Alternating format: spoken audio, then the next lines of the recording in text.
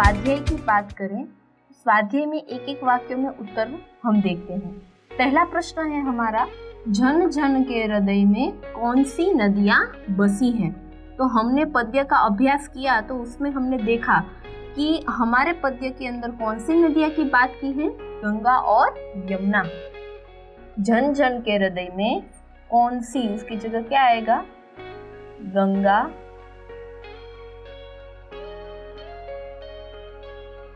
और यमुना, यह नदियां बसी है। कि भारतवासियों के हृदय में गंगा और यमुना जो नदी है इनका बड़ा महत्व है, इसलिए वो उनके हृदय में बसी हुई है। उसके बाद का प्रश्न है, कृष्ण ने किस ग्रंथ की रचना की।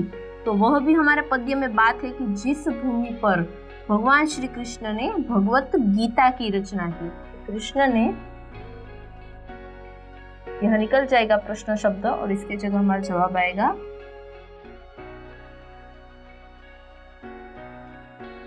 भगवत गीता। श्री कृष्ण ने भगवत गीता ग्रंथ की रचना की। उसके बाद का प्रश्न है, जन्मभूमि में भारत की किन नारियों की बात की गई है। तो हमारे पद्य के अंदर वैसे तो बहुत सी नारी रत्न हमारे भारत देश में हो चुकी हैं और अभी भी हैं, लेकिन हमारे पद्य के अंदर 3 नारी रत्नों की बात की है।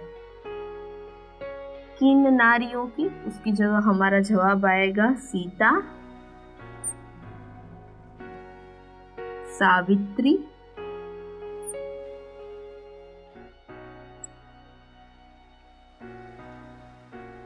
अहल्या।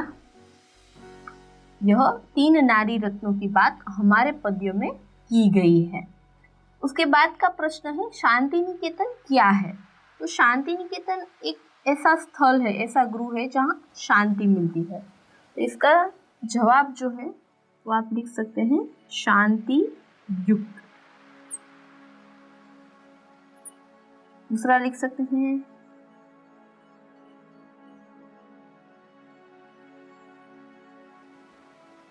शांतिदायक गृह, एक ऐसा घर जहाँ पे हमें शांति मिले, अथवा तो शांति युक्त, जो शांति से भरा हुआ है। तो यह हो गए हमारे एक वाक्य में उत्तर। उसके बाद दिए गए हैं समानार्थी शब्द। समानार्थी शब्द देखें तो जननी, जैसे मैंने आपको पहले भी बताया हुआ है कि आप अगर इनके अलावा और कोई समानार्थी शब्द जानते हैं तो वह आप लिख सकते हैं। जननी